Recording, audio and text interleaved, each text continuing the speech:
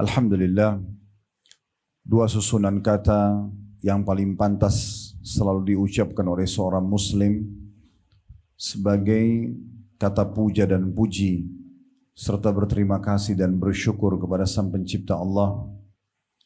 Allah telah mudahkan dengan dua susunan kata ini dengan janjinya la in syakartum la azidannakum. Kalau kalian bersyukur pasti aku akan tambah. Wala in kafartum inna adzabi lasyadid. Dan kalau kalian kufur siksaku sangat pedih. Hanya dengan menggerakkan sedikit lidah dan bibir kita, alhamdulillah, maka janji benar dari Sang Pencipta Allah segala kebutuhan kita akan dipenuhi. Nikmat terbesar yang harus kita syukuri adalah nikmat Islam dan iman itu sendiri. Nikmat Islam dan iman itu sendiri. Karena dengan iman terhadap Islam atau iman terhadap Allah Subhanahu wa taala ini akan membuat kita jadi tidak usah repot-repot mencari siapa yang menciptakan alam semesta ini, siapa yang menggantikan siang malam, siapa yang menciptakan manusia, api, udara, air, hewan-hewan, tumbuh-tumbuhan, dan pernak-pernik kehidupan yang di depan mata kita bisa kita lihat, karena mengerucut kepada satu Tuhan Allah Subhanahu wa taala.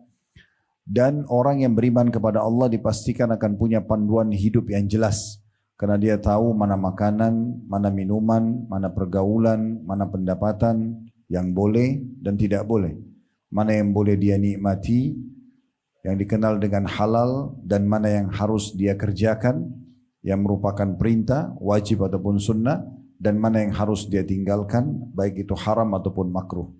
Oleh karena itu orang yang beriman kepada Allah adalah nikmat terbesar yang harusnya kita syukuri. Selain daripada itu cukup banyak nikmat-nikmat yang lain, dari kesempatan, kesehatan, pasangan hidup, keturunan dan seterusnya yang sangat melimpah, yang harusnya kita selalu membasahi lidah dan bibir kita dengan alhamdulillah. Selanjutnya kita panjatkan salam hormat kita kepada utusan Allah Nabi besar Muhammad sallallahu alaihi wa ala alihi wa sahbihi wasallam, sebagaimana Allah telah perintahkan kita untuk mengucapkan salam hormat tersebut. Tentu juga sebagai balas jasa 23 tahun dari masa hidup beliau dihabiskan untuk agama ini. 13 tahun fase Mekah semuanya dengan hinaan, cacian, puncaknya diusir dari kampung halamannya Mekah. Dan kita tahu betapa pedihnya orang yang diusir dari kampung halamannya. Dan 10 tahun fase Madinah semuanya penyempurnaan agama ini sehingga sampai kepada kita dan bisa kita jadikan sebagai pengangan hidup.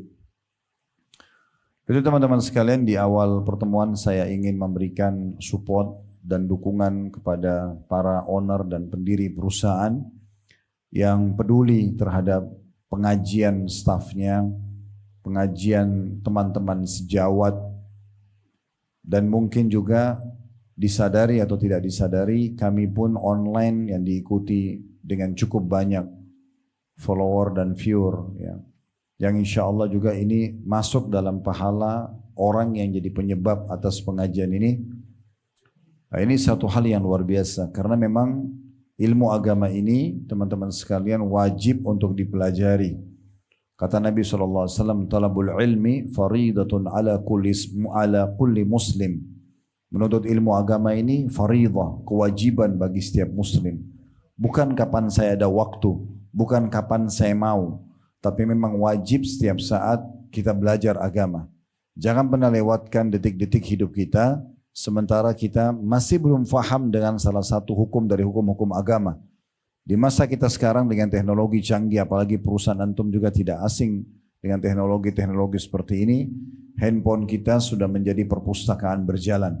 Kita bisa belajar apa saja yang kita ingin tahu dalam detik dan menit yang sedang kita ingin tahu, segera kita bisa dapatkan dengan searching Google misalnya, ya, ataupun kita ingin yang visual, audio, kita bisa lihat media-media cukup banyak, YouTube, Instagram, Facebook, TikTok, dan yang lainnya. Maka ini adalah satu hal yang luar biasa, di mana zaman dulu Imam Bukhari rahimahullah kalau ingin belajar sebuah hadis, saudaraku seiman, beliau kadang-kadang menunggangi keledai 1 bulan perjalanan menuju ke ujung wilayah Rusia atau Persia, di masa itu namanya Persia, hanya untuk mendengarkan sebuah hadis lalu beliau kembali lagi. Itu juga dengan ulama-ulama dulu, karena tidak ada teknologi kayak kita sekarang. Kita perlu fahami bahwasanya mempelajari agama ini lebih kita butuhkan daripada makanan pada saat lapar, minuman pada saat haus, dan juga tempat tidur pada saat kita letih, dan obat pada saat kita sakit. Karena ilmu agama akan memandu kita mana makanan, mana minuman, mana pergaulan, mana tempat tidur, mana obat yang boleh dan tidak boleh, dikenal dengan halal dan haram. Sehingga semua hidup kita diberkahi oleh Allah Subhanahu wa taala. Maka saya pribadi memberikan support kepada semua pemilik-pemilik perusahaan ataupun kepala keluarga yang masih menghidupkan penuntutan ilmu di rumah mereka, di lembaga mereka, karena ini sangat besar kebutuhan umat Islam terhadapnya. Dan saya mengajak diri saya dan teman-teman sekalian ikhlaskan niat, jangan hanya sekedar ingin meramaikan majelis, ya, atau hanya mengetes saja seremoni atau testimoni saja, tapi coba lebih fokus beberapa menit ke depan selama materi kita berjalan. Rasakan dalam hati anda butuh untuk belajar. Tidak usah lihat siapa yang menyampaikan, atau tinggal lihat apa yang disampaikan. Kalau itu benar, terimalah.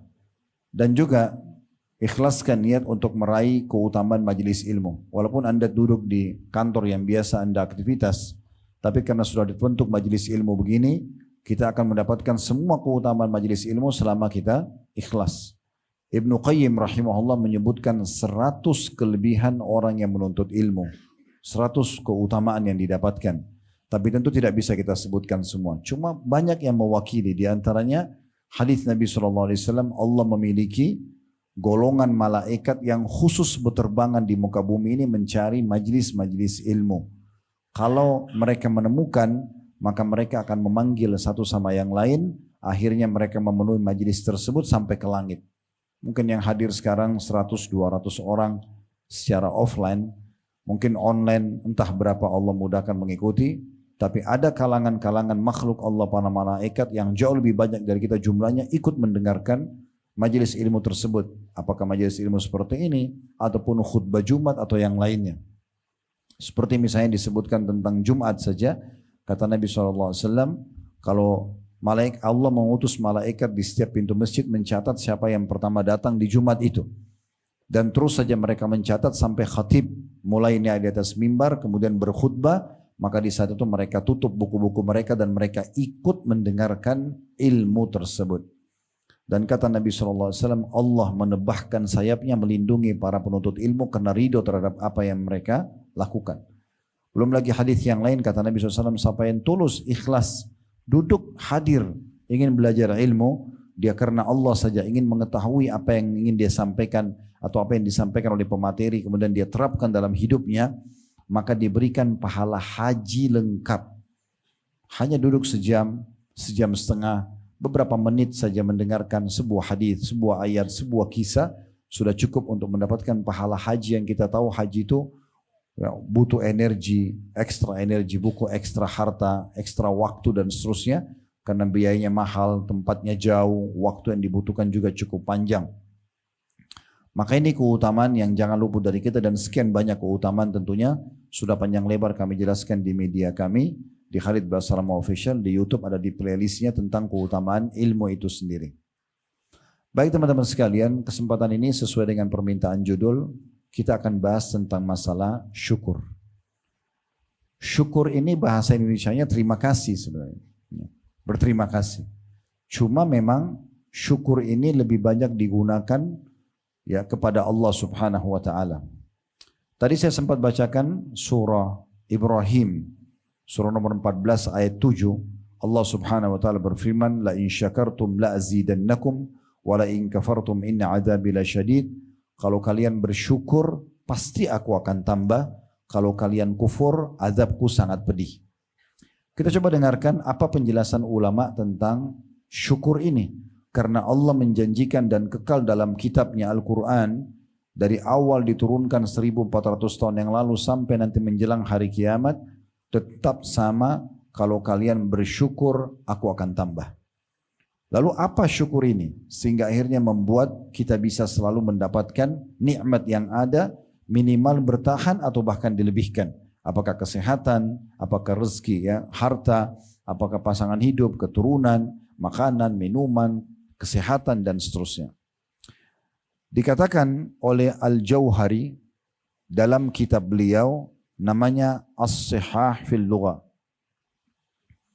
Beliau mengatakan syukur itu dalam etimologi atau bahasa adalah as-sana'u 'alal muhsin bima aulakahu minal ma'ruf.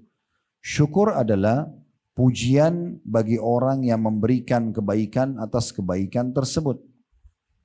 Dan Ibnu Qayyim rahimahullah menjelaskan syukur lebih jauh.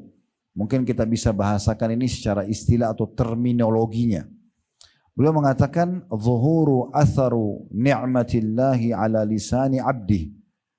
Syukur adalah menunjukkan adanya nikmat Allah pada diri seorang hamba dengan pujian, sana, wa'tiraf dan pengakuan melalui lisan, wa ala qalbihi syuhudan wa mahabbah, dan di dalam hatinya ada persaksian dan kecintaan dalam hati, wa ala jawarihi inqiyadun wa ta'ah, dan terhadap anggota tubuh ada kepatuhan dan ketaatan. Dinukil dari kitab Madarikus Salikin. Berarti syukur itu betul-betul kita yakini dulu ini adalah nikmat dari Allah. Kemudian kita yakin Allah lah yang telah menciptakan kita, yang menciptakan nikmat itu, dan juga yang bisa menambah dan mempertahankan, maka akhirnya kita bersyukur kepadanya. Syukur ini teman-teman sekalian, saya berharap kita fahami baik-baik. Jangan selalu kita anggap bersyukur kalau yang kita dapat hanya duit saja. Karena banyak orang merasa nikmat itu hanya duit. Kapan dia punya pekerjaan, dia punya uang, dia kaya raya, maka berarti dia bersyukur. Dia di situ saat itu wajib bersyukur. Padahal sebenarnya syukur bukan seperti itu.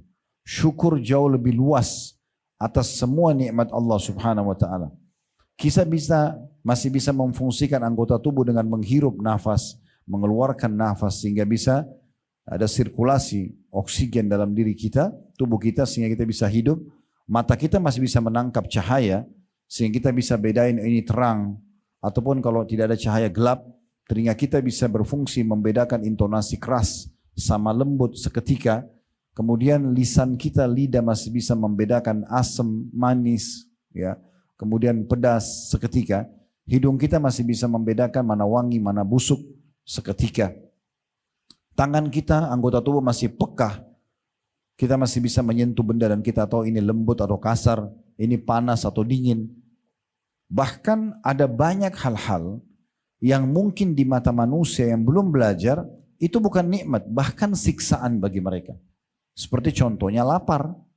Kita sekarang Ramadan ini dilatih oleh Allah Subhanahu wa taala untuk bisa merasakan apa yang dirasakan oleh orang-orang yang susah hidupnya. Mereka kelaparan, tidak punya makanan, harus berharap pemberian orang. Mungkin di mata sebagian orang, lapar itu adalah siksaan. Begitu juga dengan haus, begitu juga dengan capek misalnya. Tetapi fahami baik-baik teman-teman sekalian, justru yang kita anggap ujian bagi orang lain itu adalah perangkat-perangkat terbaik untuk menikmati nikmat yang sedang Allah berikan. Coba bayangkan teman-teman kalau seandainya kita sudah kenyang. Sebentar buka puasa, sunnah Nabi SAW, kata Nabi SAW, makan sebaik-baik makanan pada saat buka dan sahur bagi seorang muslim adalah kurma. Ambil beberapa butir kurma, minum air, sholat maghrib dulu. Habis itu pulang baru Anda makan main course-nya, makanan beratnya. Anggap Anda sudah makan makanan beratnya dan kenyang. Misal sudah makan satu piring, mungkin ada yang tambah setengah piring lagi misalnya, atau 2 piring maksimal dia makan, dia udah kenyang. Sekarang saya tanya teman-teman sekalian, andai saja kita sudah kenyang, lalu ditawarkan lagi ayam bakar, kambing bakar, sate, makanan terenak di dunia. Kira-kira antum masih mau makan? Hah? Kenapa nggak ada yang jawab? Hah? Nggak mau bahas makanan lagi puasa? Kita sudah kenyang, ditawarin makan lagi mau nggak? Oke, sekarang kalau kita dahaga lalu kita minum, sudah selesai, nggak ada sama sekali haus misalnya. Jangan dibayangkan kita lagi puasa, kita lagi habis minum air 1 liter misalnya, air dingin, sudah minum teh, lagi nggak haus, ditawarin minum misalnya. Lalu kita pada saat itu bingung, mau minum apa ya? Kadang-kadang kalau kita lagi tidak haus ditanya, kita lagi berkunjung ke rumah orang ditanya, mau minum apa? Karena kita tidak haus kan kita jadi punya pilihan ya. Oh, panas atau dingin misalnya. Sama juga dengan orang capek. Kalau ditanya, ada nggak orang yang mau capek? Pasti orang jawabannya tidak. Tapi fahami baik-baik teman-teman sekalian, supaya faham makna luasnya syukur itu. Kalau sebenarnya lapar itu bukan ujian, tapi justru perangkat terbaik untuk menikmati nikmat Allah dari makanan. Kalau kita tadi kenyang tadi, udah nggak mau makan lagi. Tapi coba kalau kita lapar, cuma nasi, sambal sama tempe, enak sekali makannya. Berarti lapar itu bukan siksaan, bukan ujian, tapi sebuah perangkat yang bisa membuat kita menikmati nikmat. Di saat kita haus, kayak sekarang lagi puasa, lagi azan maghrib sebentar. Kalau dikasih pilihan, kita akan minta minuman yang segar, yang dingin. Karena haus itu membawa kita ingin menikmati itu. Betul juga misalnya dari pagi kita bekerja sampai, maaf kita contoh lain, sebelum saya masuk contoh kerja, orang dari pagi tidur sampai malam. Misal dia muslim, dia bangun sholat, dia tidur lagi. Ya saya tahu ada beberapa orang Ramadan begini, dia puasa cuma hitungan menit saja. Karena habis subuh tidur sampai duhur. Di situ sholat tidur lagi sampai asar. Bangun sholat tidur lagi sampai menjelang maghrib. Cuma berapa menit puasa. Habis itu azan maghrib buka puasa. Malam dia begadang. Ini kan terbalik gitu. Tapi contoh misalnya ada orang yang sudah tidur dari pagi sampai malam. Malam disuruh tidur lagi. Mau tidur gak dia? Enggak. Baik. Kalau orang dari pagi kayak antum kerja aktivitas mulai pagi. Sampai menjelang habis masa kerja misalnya itu jam kerja 8 jam. Kita letih, lalu pulang. Malam kita istirahat. Enak gak istirahatnya? Berarti letih itu bukan siksaan. Letih itu sebuah perangkat justru untuk menikmati tidur itu. Di saat kita capek sekali, tergeletak mungkin di atas lantai seperti ini saja sudah nikmatnya luar biasa. Ya kan gitu. Kalau kita lagi tidak ngantuk, biar tidur di hotel bintang 5, misal, kita gak bisa tidur. Berarti nikmat Allah itu terlalu luas. Jangan pernah kurung nikmat Allah di uang saja. Berapa banyak orang yang uangnya sedikit, tapi karena Allah panjangkan umurnya, Allah berikan kesehatan, Allah berikan kegembiraan, hidupnya bahagia. Berapa banyak orang yang melimpah hartanya, tapi karena Allah uji dengan segala macam penyakit, gangguan-gangguan yang ada, maka dia terganggu. Saya pernah duduk dengan seorang pangeran di Saudi. Di saat makan, dihidangkan makan buat semua tamu makan makanan yang enak sekali. Tapi beliau makannya cuma satu piring isinya sayuran biasa karena lagi terapi kesehatan. Gak memungkinkan dia untuk memakannya. Padahal hartanya bisa beli makanan apa saja yang beliau mau. Contohnya. Jadi jangan batasi nikmat itu kepada hal-hal yang sempit. Setiap kali Anda merasakan sebuah nikmat yang baik, bahkan terselamatkan dari sebuah mara bahaya, nggak jadi tabrakan, nggak jadi ribut rumah tangganya, nggak jadi ini dan itu berarti luar biasa. Nikmat Allah yang harusnya kita syukuri. Kita bisa mengeksekusi sebuah program, walaupun cuma program misalnya, satu program sederhana, berhasil pakai sepatu, berhasil buka pintu, berhasil pakai baju, sebuah nikmat yang harusnya kita syukuri. Apalagi kalau kita bisa menyelesaikan akad kita di kantor misalnya dengan menyelesaikan pekerjaan pada hari itu. Maka itu luar biasa nikmat yang harusnya kita syukuri. Jadi terlalu luas makna nikmat yang harus kita syukuri. Nabi Muhammad SAW teman-teman saking fahamnya beliau masalah ini. Sampai dikatakan dalam riwayat yang sahih kalau nikmat sedang ada pada diri beliau. Beliau mengucapkan Alhamdulillahilladzi bini'matihi tatimmus salihat. Segala puji dan puja kehadirat Allah yang semua kebaikan tersempurnakan dengan izinnya. Tapi kalau ujian sedang datang, lagi sakit, lagi ada gangguan orang, beliau tetap masih mengatakan Alhamdulillah, hanya sambungannya ala kulli hal. Segala puji dan puja kehadirat Allah atas segala keadaan. Dalam keadaan ujian beliau masih bisa bersyukur. Karena tingkatan manusia memang ada level-levelnya. Level yang paling buruk diberikan nikmat tidak pernah bersyukur. Dari awal kita ketemu orang seperti ini sampai terakhir kita berpisah semuanya keluh kesah.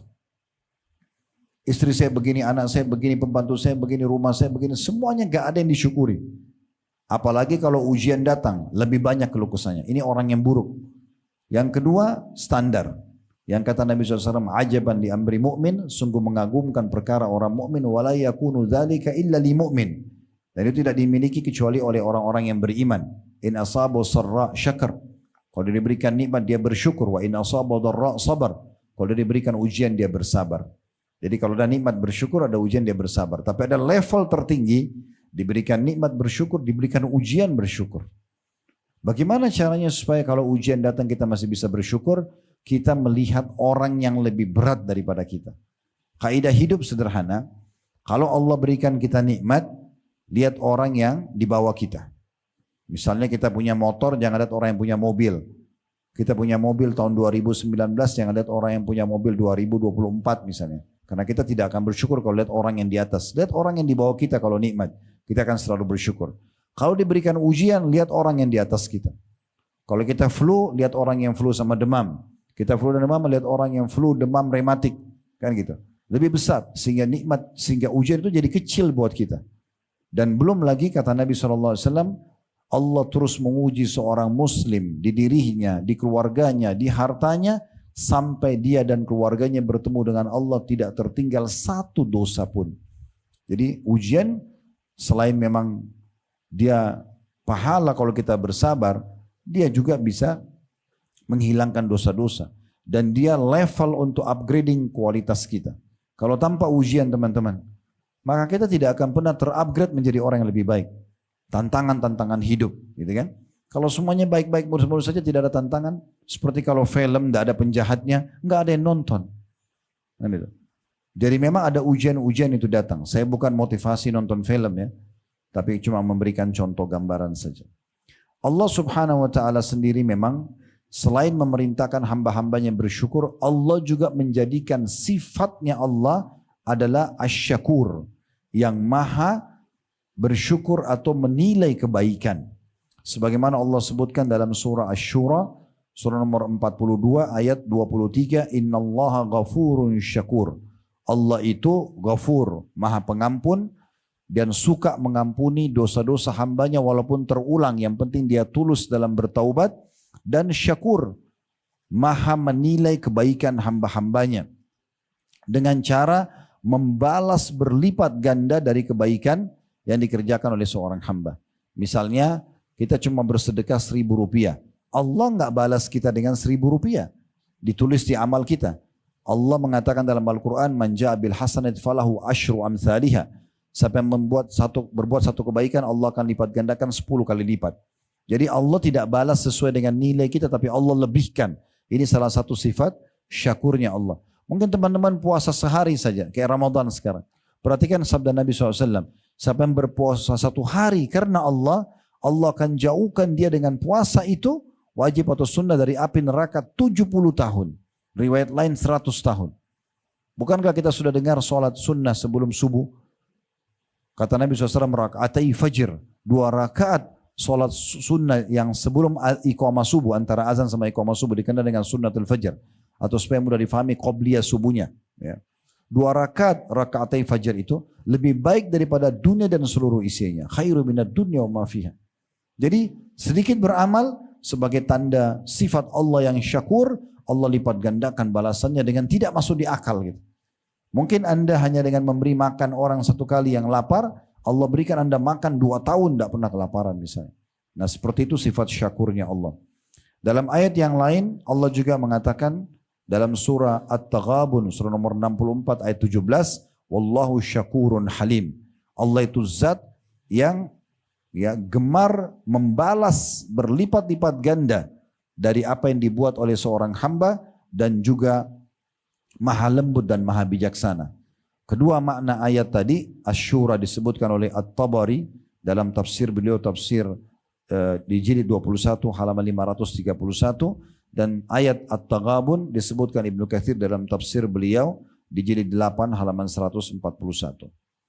Allah Subhanahu wa taala juga menyebutkan bahwasanya para nabi-nabi itu mereka memang punya hati-hati yang bersih dan suka sekali bersyukur, sehingga selalu kebutuhan mereka Allah penuhi, dan selalu kalau ada ujian Allah berikan jalan keluar.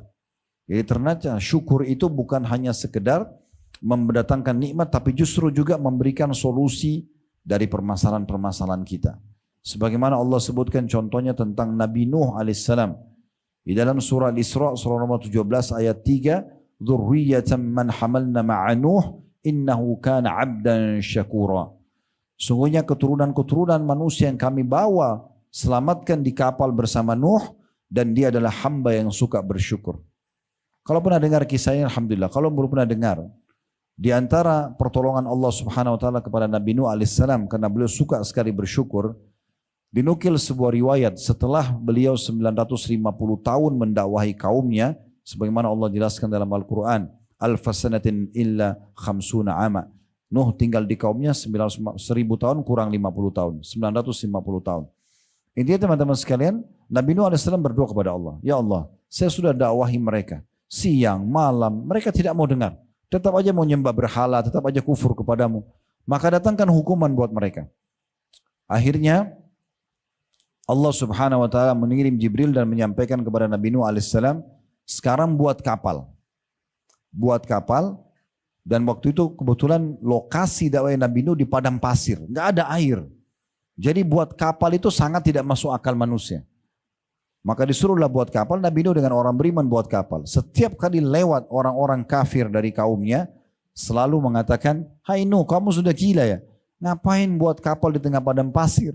Untuk apa diolok-olok?" Nabi Nuh alaihissalam tetap saja mengerjakan sesuai dengan perintah Allah. Sampai kapal itu sudah mau selesai, teman-teman, atau sudah selesai kurang lebih, maka tidak cukup di situ, kaumnya menyakiti Nabi Nuh alaihissalam dengan cara mereka sepakat untuk buang air besar dan buang air kecil di kapal Nabi Nuh. Sehingga kapal Nabi Nuh penuh dengan kotoran manusia. Maaf, kencing dan tinja. Setelah penuh semuanya itu, rupanya Allah Subhanahu wa taala datangkan ujian kepada orang-orang kafir ini, mereka kena penyakit kulit dan mereka tidak temukan obatnya. Mereka coba berobat sana sini nggak bisa. Sampai ada satu orang di antara mereka yang kebetulan badannya penuh dengan penyakit kulit itu, dia buang air di kapalnya Nabi Nuh. Maaf, ini kisahnya begitu, dia kepleset jatuh di kotoran manusia yang ada di situ, kotoran orang-orang kafir. Begitu dia keluar, sembuh penyakit kulitnya. Maka dia pun pulang kepada kaumnya heran. Karena orang ini adalah orang yang paling rusak kulitnya, kok bisa sembuh? Mereka tanya, "Kamu bagaimana bisa sembuh?" Dia ceritakan, "Tadi saya kepleset di kapal yang ada kotoran kita. Waktu saya kena kotoran kita sembuh." Maka semua orang-orang kafir datang ke kapal Nabi Nuh membersihkan kotoran mereka sendiri. Sampai kepada cuilan kotoran terakhir mereka ambil, Allah mudahkan sehingga bersih untuk membersihkan penyakit mereka. Setelah kapal itu kembali bersih, sudah nggak ada lagi kotoran-kotoran, sudah nggak ada lagi baunya, barulah Allah SWT suruh Nabi Nuh dan orang beriman naik, lalu Allah datangkan banjir besar. Allah datangkan pertolongan bagi orang yang suka bersyukur dengan caranya. Dengan caranya. Dinukil sebuah kisah, seorang saleh dulu di wilayah Irak, kisah salafus saleh, kisah klasik. Zaman itu belum ada lampu penerangan kayak kita sekarang, sehingga orang mengandalkan bekerja di waktu pagi sampai maghrib. Nah biasa pasar-pasar pun semua sudah tutup di waktu malam, maghrib kayak kita gitu. Karena gak ada penerangan. Orang ini kebetulan kerja harian, gaji harian. Setiap dia kerja ada pendapatan, dia beli makanan bawa pulang buat istri anak. Dia nggak punya simpanan sama sekali, keadaannya miskin. Tapi dia selalu bersyukur dengan keluarganya. Satu waktu dia pulang ke rumahnya, kemudian dia nggak dapat kerjaan hari itu, nggak ada income-nya. Istrinya tanya, "Sudah malam nih, ada makanan hari ini buat kami?" "Nggak ada. Saya sudah keliling-keliling nggak dapat kerjaan hari ini." "Lalu bagaimana? Saya sama anak-anak belum makan." "Baik, saya istirahat sebentar," kata suaminya. "Coba nanti sebentar saya keluar, baru saya cari. Mudah-mudahan Allah berikan kepada kita. Kita terus saja bersyukur."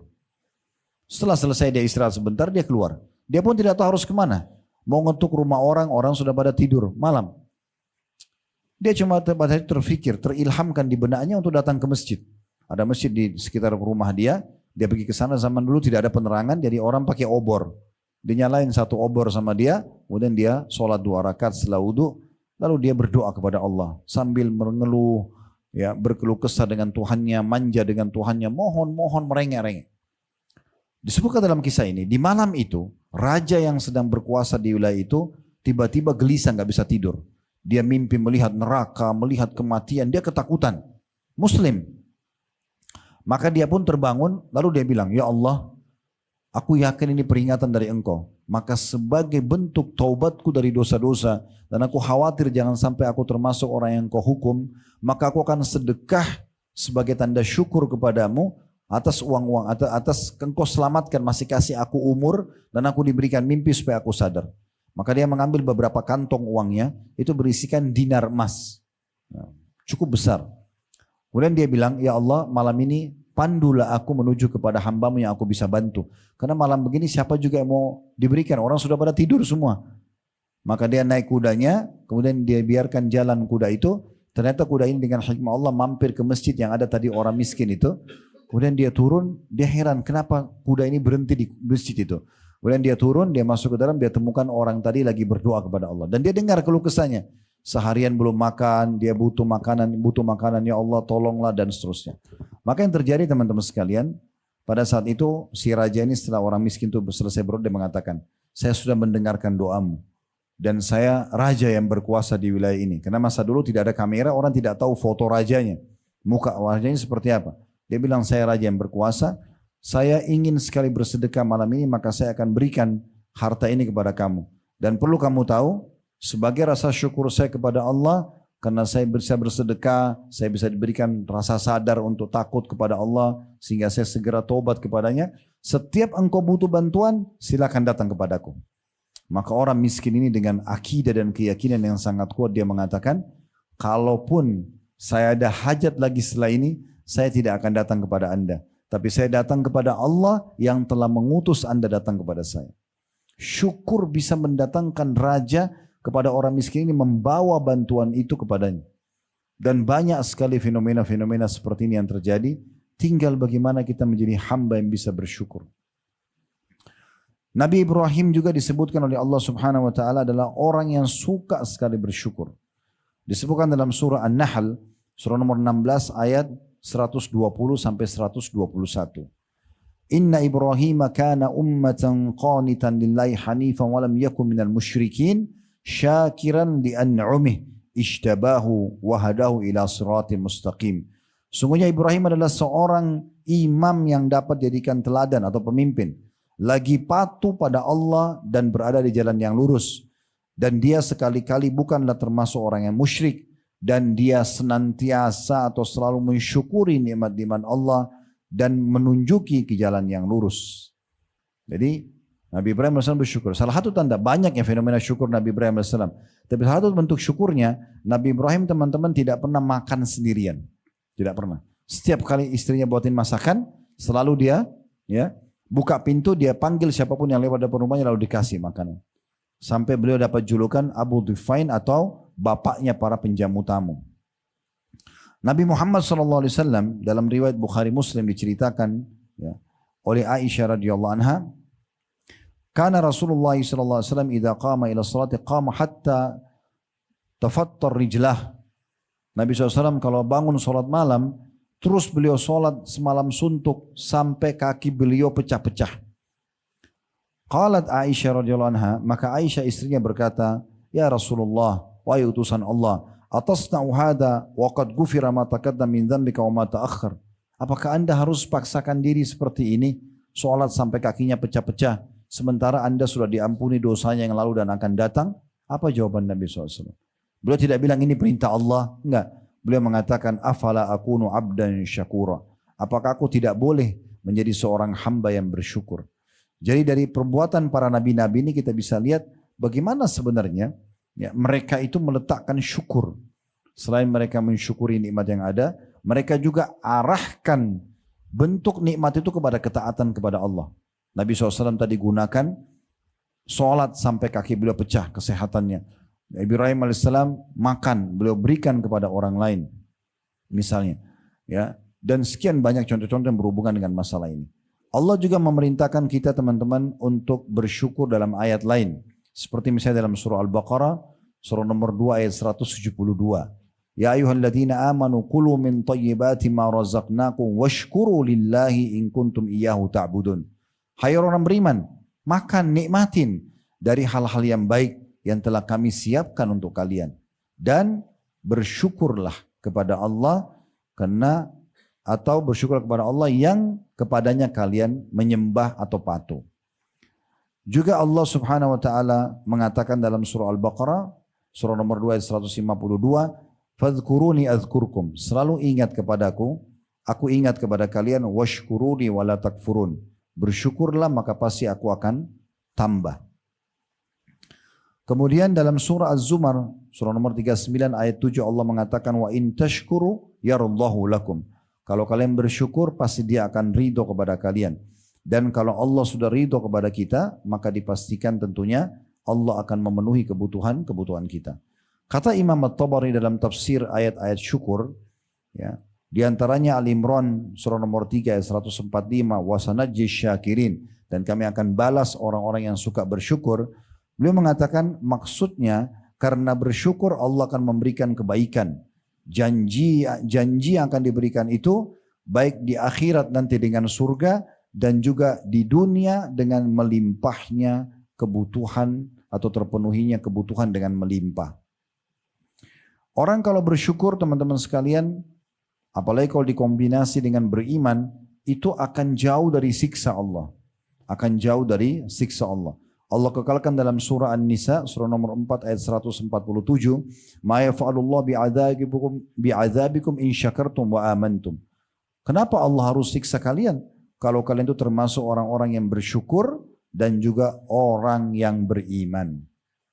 Ulama berbeda pendapat teman-teman tentang mana yang lebih afdal di sisi Allah. Orang miskin yang bersabar atau orang kaya yang bersyukur. Orang miskin kalau dia bersabar pahalanya besar. Tapi kalau dibandingkan dengan orang kaya yang bersyukur, mana lebih afdal? Kesimpulannya ulama mengatakan orang yang kaya bersyukur lebih afdal. Karena bertemu antara nikmat yang ada dan dia syukuri. Berarti kita syukuri nikmat lebih besar daripada sabar terhadap ujian itu sendiri. Jadi harusnya kita selalu bersyukur. Dan nikmat-nikmat ini kita selalu dianjurkan untuk menyebutnya sebagai nikmat dari Allah. Alhamdulillah. Bapak sehat ya? Ibu sehat? Alhamdulillah. Allah kasih saya kesehatan.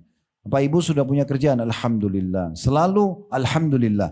Sudah berkeluarga tangga? Alhamdulillah. Sudah punya keturunan? Alhamdulillah. Misal, dia selalu ikutkan dengan seperti itu. Ya. Karena Allah mengatakan dalam surah Ad-Duha, surah nomor 93 ayat 11, "Wa amma bi ni'mati rabbika fahaddits." Kalau nikmat-nikmat Tuhanmu sebutkan. Sebutkan. Alhamdulillah Allah berikan kepada saya ini dan itu misalnya. Bukan karena kesombongan.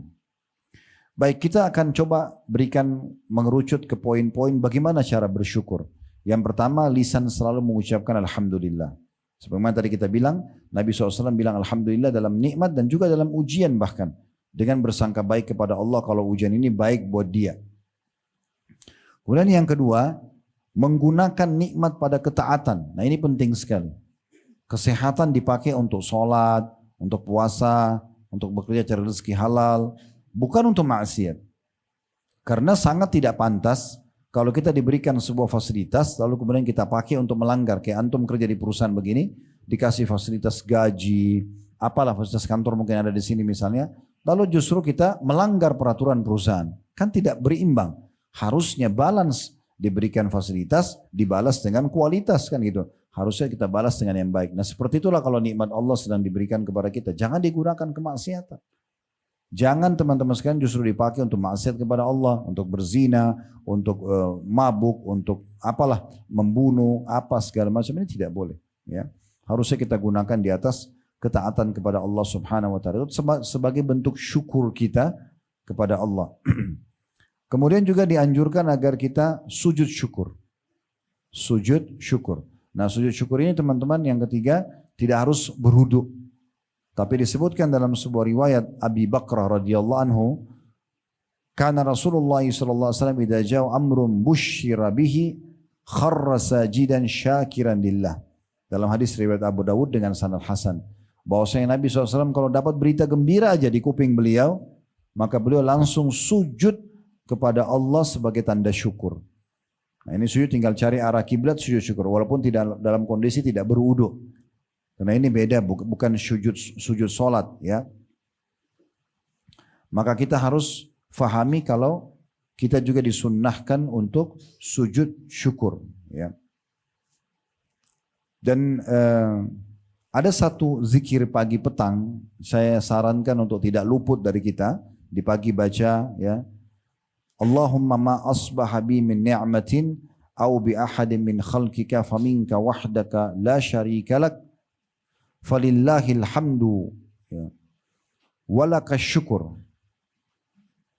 Kata Nabi SAW, siapa yang membaca ini di pagi hari, ya Allah, atas nikmat yang engkau berikan pada hari ini dan engkau berikan kepada salah seorang dari makhlukmu, maka sungguh nikmat itu pasti darimu dan tidak ada sekutu bersamamu, maka segala pujian dan syukur atau terima kasih untukmu. Kata Nabi SAW, siapa yang baca sekali saja ini, faqad adda syukra yaumihi, maka dia seperti sudah menunaikan tugas syukurnya di pagi itu kalau dia baca pagi hari. Wa man qala hina yumsi faqad adda syukra lailatihi, dan siapa yang menyebutkan zikir ini, doa ini sekali saja sore hari, maka secara otomatis dia seperti sudah menunaikan syukur sampai besok pagi lagi. Dan ini salah satu doa syukur yang sangat baik untuk kita baca. Yang keempat teman-teman, tanamkan rasa qanaah atau puas. Merasa puas dengan pemberian Allah. Bagaimana caranya? Tadi saya bilang kaidahnya, lihat orang yang lebih rendah dari kita dari sisi nikmat. Lihat orang yang lebih rendah. Teman-teman dapat gaji UMR misalnya berapa? 4 juta, 4,8 atau berapa misalnya. Jangan lihat orang yang sudah jadi manajer di perusahaan kita lebih besar, 7-8 juta misalnya gajinya. Lihat orang yang belum punya pekerjaan, orang yang pengangguran, orang yang lebih rendah gajinya. Supaya kita bersyukur. Muncul sifat qanaah, merasa cukup. Ya. Kata Nabi SAW dalam hadis riwayat Ibnu Majah dengan hadis dengan sanad sahih, kun wari'an takun a'badan nas wa kun qani'an takun ashkaran nas. Jadilah engkau hamba yang selalu menjaga hubungan baik sama Allah, maka engkau akan menjadi hamba yang paling berbakti. Dan jadilah hamba yang paling suka puas terhadap pemberian Allah, maka engkau akan menjadi hamba yang paling bersyukur. Dan dengan itu berarti otomatis akan ditambah nikmat, karena kaidahnya tadi kalau kita ya bersyukur akan ditambah. Yang kelima yang kita harus lakukan adalah berbagi dengan orang lain. Berikut juga membalas kebaikan orang yang telah berbuat baik yang setimpal. Teman-teman sekalian, ada satu poin penting dalam Islam yang harus kita fahami. Sedekah itu berbagi dengan orang lain dari apa yang Allah berikan kepada kita. Apakah sedekah harta, sedekah ilmu yang kita ajarkan kepada orang, nasihat, saran, ide, ya. Semua itu adalah hal yang sangat baik ya untuk kita lakukan. Dan kita berbagi dengan orang lain. Ada misalnya perusahaan kita maju, lalu ada yang tanya, bagaimana kiat suksesnya? Ceritakan, biarkan orang maju juga. Ini dalam Islam diajarkan begitu. Kita beda dengan pemahaman kapitalis yang biasa menganggap orang kalau berbagi berarti dia akan kehilangan dong resep makanan, resep suksesnya, rahasianya dia, gitu kan? Atau kalau dia keluarin duit 1 juta, dia keluarin 100.000. Berarti secara hitung-hitungan menurut kapitalis 100.000 kurang 1 juta kurang 100.000 jadi sisa 900.000. 100.000-nya dianggap kerugian bagi mereka. Islam tidak seperti itu. Yang kita keluarkan 100.000 itu dalam Islam justru itu investasi yang sebenarnya. Kita keluarkan bukan hilang, jangan dianggap pengeluaran, tapi dia sebuah investasi yang besar yang kalau kita keluarkan Allah menganggap itu pinjaman. Allah berfirman, "Man dzalladzi yuqridullaha qardan hasanan fayudha'ifahu lahu adhafan katsira." Siapakah yang mau meminjamkan untuk Allah, lalu Allah lipat gandakan dengan lipat-lipat ganda yang sangat banyak. 100.000 itu tidak akan kembali, tidak akan dicatat di buku amal kita 100.000, tapi lipat ganda menjadi 10 kali lipat, bahkan kelipatan yang banyak, dan Allah bisa ganti berlipat-lipat ganda dari apa nilai yang sudah kita keluarkan. Itu kaidahnya. Jadi jangan pernah berpikir teman-teman, dan jangan tanamkan sifat kapitalis dalam diri kita. Karena mereka selalu mengatakan menabung pangkal kaya, Islam mengatakan sedekah pangkal kaya. Tidak akan ketemuin. Menabung selalu pelit, tidak mau keluarin. Tapi kalau kita berbagi sedekah pangkal kaya, kaidah Islam ini akan selalu mengeluarkan. Dia tidak bisa ketemu, satu nahan, satu keluarkan. Coba pakai resep ini. Berbagi dengan orang lain. Maka pastikan itu salah satu bentuk syukur yang akan mendatangkan nikmat melimpah kepada kita. Makanya Termasuk juga dalam hal ini teman-teman sekalian, selain kita berbagi sama orang lain, tadi saya bilang kita harusnya juga membalas kebaikan orang lain dengan yang setimpal. Apa saja. Orang memberikan apa kepada kita, makanan misalnya dikirim tetangga, kita balas dengan makanan. Kita diberikan pakaian, kita kasih pakaian. Kita diberikan apa saja jasa, kita balas juga yang setimpal gitu kan. Dan ini semua adalah perintah Nabi SAW. Di mana beliau bersabda dalam hadis riwayat Abu Daud dengan sanad sahih, Man sana'a ilaikum ma'rufa fakafi'uh. Siapa yang telah berbuat baik pada kalian maka balaslah dengan yang setimpal. Fa in lam tajidu ma tukafi'uhu fad'u lahu hatta tarau annakum qad kafa'tumuh. Kalau kalian tidak mampu menyamakan atau memberikan balasan, maka minimal ya, doakan kebaikan sampai kalian merasa sudah membalas kebaikan dia. Di dalam riwayat yang lain, riwayat Tirmidzi dengan sanad hasan, man sunya ilaihi ma'rufa, siapa yang telah terbuat baik orang lain, berbuat baik orang lain kepadanya, faqala li fa'ilihi, dia mengatakan kepada orang yang sudah berbuat kebaikan itu, jazakallahu khairan, semoga Allah balas anda dengan kebaikan, qad ablaga fis tsana, dia telah mengucapkan terima kasih yang sangat besar. Jadi usahakan selalu ngucapin sama teman-teman yang bantu apa saja, walaupun hal kecil. Pulpen kita yang diambilkan, sendal mungkin apa saja hal kecil, kita selalu mengatakan jazakallahu khairan kalau laki-laki dan jazakillahu khairan kalau perempuan. Cuma saya lihat beberapa teman-teman kita yang sudah ngaji ini, mereka sering menghilangkan khairannya. Mereka cuma bilang jazakallah, jazakallah. Jazakallah artinya semoga Allah balas. Apa? Khairan. Khairan itu maksudnya kebaikan. Jadi kita harus ikuti dengan khairan. Dan tidak usah tambah dengan kathiran misalnya. Cukup. Jazakallahu khairan. Dan siapa yang telah bersyukur dan berterima kasih pada manusia, dianggap dia telah berterima kasih kepada Allah. Kata Nabi SAW dalam hadis yang diriwayatkan Tirmidzi dengan sanad hasan sahih, man lam yashkurun nas la yashkurullah. Siapa yang belum berterima kasih pada manusia, maka berarti belum berterima kasih kepada Allah.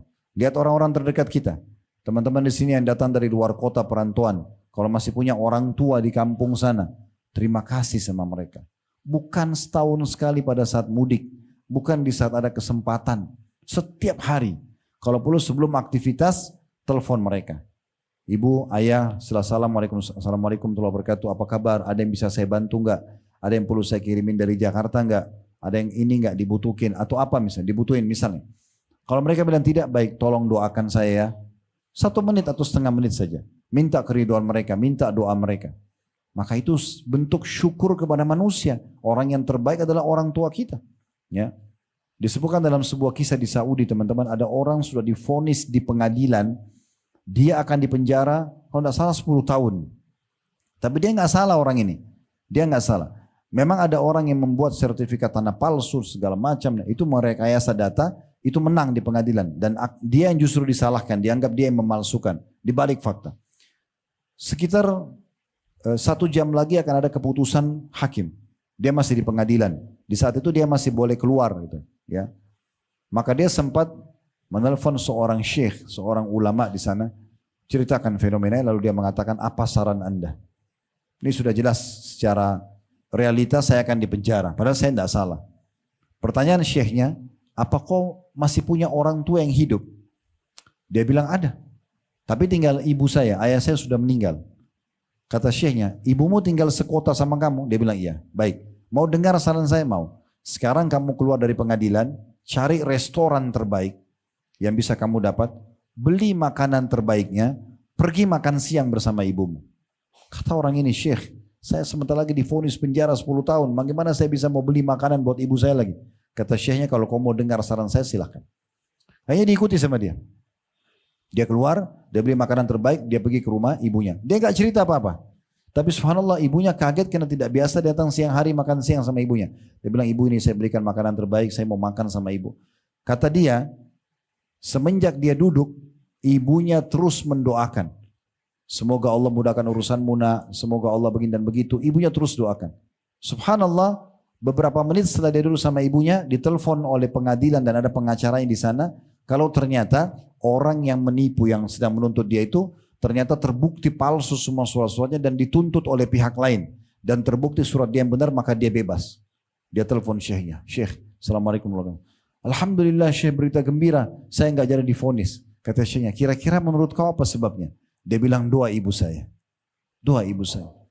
Teman-teman sekalian, berdoa buat orang, minta terima kasih sama mereka, ucapin terima kasih. Ada teman saya di Madinah, selalu cum laude teman-teman sekalian. Saya sampai penasaran, tidak pernah namanya keluar dari 10 orang yang juara pertama. Dan di kampus kami dulu dikasih 1.000 real. Saya memang orangnya cerdas, tapi saya tanya dia, apa rahasianya? Kenapa kamu bisa begini? Itu kalau malam ujian, saya lihat sendiri, di masjid kampus kami, Maghrib Isya dia datang berdua sama temannya. Dia kebetulan orang asli Madinah. Sekarang beliau sudah doktor, sudah lagi nyusun mengejar mendapat profesornya. Semoga Allah mudahkan. Beliau duduk sama satu temannya dari Sudan, kemudian ngomong, cuma belajar murajaah sedikit mengulangi materi Maghrib Isya. Besok nilainya dari 199, 98, ada yang 100. Bagus nilai. Orang semua belajar dari habis maghrib sampai begadang, ada yang begadang untuk dapat nilai bagus besok. Dia tidak. Saya tanya apa rahasianya? Dia bilang, saya selalu setiap pagi sebelum keluar ke sekolah kampus, walaupun bukan ujian, datangi ibu sama ayah saya. Lalu saya cium tangannya, saya ucapkan terima kasih, saya tanya kalau butuh bantuan apa, hitungan detik. Habis itu mereka doakan saya pergi. Saya sangat yakin itu sebabnya. Dan sekian banyak kisah berhubungan dengan masalah ini. Terima kasih bukan cuma sama orang tua, sama siapa saja kerabat kita yang pernah punya jasa sama kita, sama siapa saja manusia yang pernah buat baik sama kita. Kata Umar radhiyallahu anhu, cara berterima kasihnya luar biasa.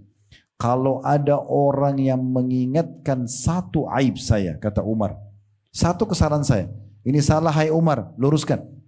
Ini salah. Maka saya akan berterima kasih pada orang tersebut seumur hidup saya.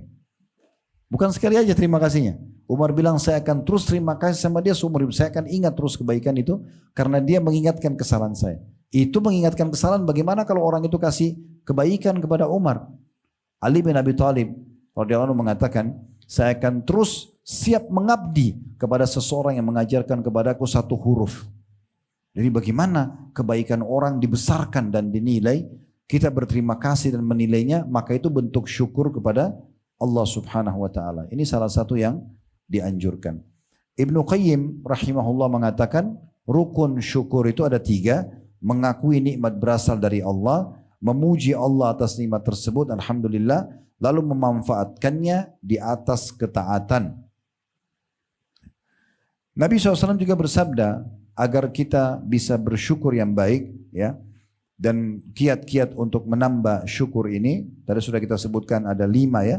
Terakhir adalah berbagi dengan orang lain dan juga bagaimana kita berterima kasih pada orang yang sudah berbuat baik sama kita dan kita balas. Ya, kita juga dianjurkan pekah. Yang keenam, pekah dalam menilai nikmat Allah Subhanahu wa taala. Pekah, ya. Kata Nabi SAW, man lam yashkuril qalil lam yashkurul katsir.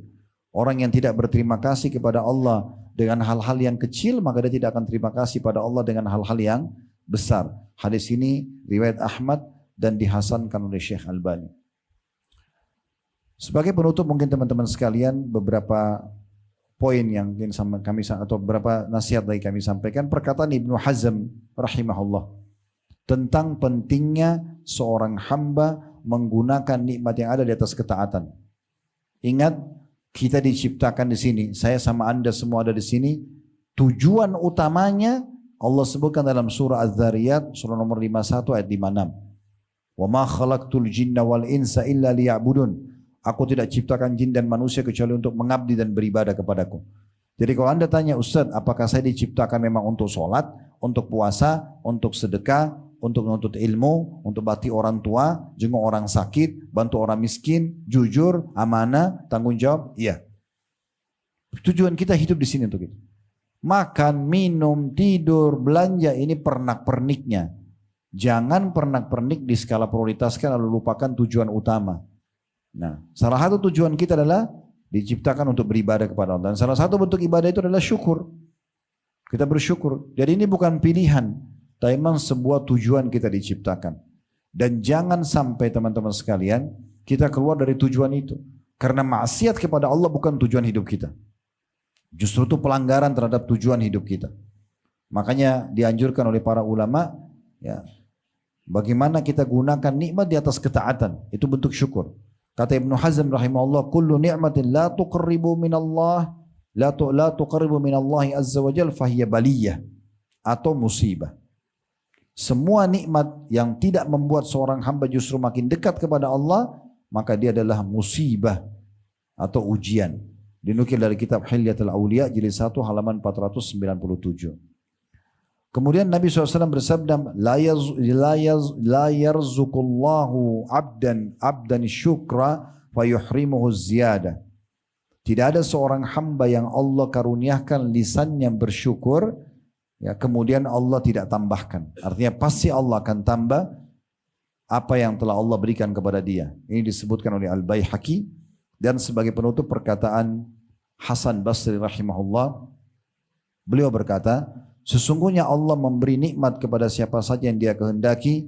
Jika seseorang yang dikehendaki, jika seseorang itu tidak bersyukur, maka akan berbalik menjadi siksa. Dan kalau orang itu bersyukur, maka akan bertambahlah nikmat tersebut. Dan kalau orang justru membuka atau menggunakan nikmat itu dalam kemaksiatan, maka kata Nabi SAW, wa inna rajula la yuhramur rizqa bidzambi yusibu. Hadis riwayat Ibnu Majah. Seorang hamba itu bisa terharamkan dari banyak rezeki justru karena dosa yang dia buat. Jadi jangan pernah berpikir teman-teman sekalian dengan ada gaji misalnya, lalu dipakai ke karaoke, dipakai ke diskotik, dipakai berzina. Oh nggak ada masalah, saya sudah punya kerjaan kok. Tidak. Bisa saja pekerjaan itu hilang dari kita karena dosa. Karena kita mencorengnya dengan dosa. Dan itu bukan bentuk syukur kepada Allah. Kalau kita gunakan nikmat atas kemaksiatan, harusnya makin rajin sholat, makin tutup aurat, ya makin suka bersedekah, makin bakti sama orang tua. Nah itu bentuk syukur terhadap nikmat. Semua orang yang gunakan nikmat di atas kemaksiatan, pastikan hanya hitungan waktu akan hilang dari dia. Lihat orang-orang yang korupsi misalnya. Sebagus apapun rumahnya, semewah apapun mobilnya, sebanyak apapun harta yang menumpuk, satu berita Allah buka, termalukan, disita semuanya, jadi miskin dan pengangguran. Berapa banyak orang? Berapa banyak orang yang miskin susah hidupnya, tapi selalu bersyukur, kemarin susah, tahun depannya Allah sudah berikan dia pekerjaan, 5 tahun ke depan sudah punya perusahaan sendiri, 10 tahun ke depan mungkin menjadi orang terkaya di kotanya, bukan mustahil. Jadi ini sunnatullah, sistem yang sudah Allah buat dan tidak mungkin keluar dari situ. Intinya teman-teman sekalian, banyak bersyukur kepada Allah Subhanahu wa taala, dan ingat kiat-kiatnya tadi, ucapkan alhamdulillah, jangan gunakan nikmat dalam kemaksiatan kepada Allah, sujud syukur, ya. Kemudian balas kebaikan orang dan sebut-sebut kebaikan orang yang Allah berikan melalui orang tersebut, balas dengan kebaikan, ya. Dan nilai sekecil apapun nikmat itu dan besarkan, ya, besarkan. Kalau Anda mau minum, saya sebentar pada saat buka puasa, jangan hanya sekedar haus langsung minum saja. Coba nikmati teman-teman. Subhanallah, orang yang menikmati itu orang yang lebih dekat dengan syukur dan bermakna nikmat itu. Contoh misalnya kalau dia minum, bismillah, dia minum, dia resapi, dia enak, dia rasakan.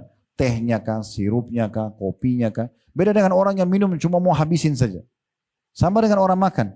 Kalau Anda makan, secara medis pun dianjurkan untuk mengunyah dengan baik. Supaya pencernaan kita tidak terlalu berat gitu kan. Kalau kita kunyah, kita nikmati, kita makan potongan ayam itu, potongan daging itu, tempe itu, sambal nasi itu, kita nikmatin. Beda sekali dengan orang yang makan hanya sekedar untuk menghabiskan saja. Nah, makanya kita harus menyadari teman-teman, kalau nikmat Allah besarkan dan coba nikmati. Tidur aja teman-teman. Kalau kita tidur, biar kita tidur di teras rumah kita, di teras kos-kosan kita.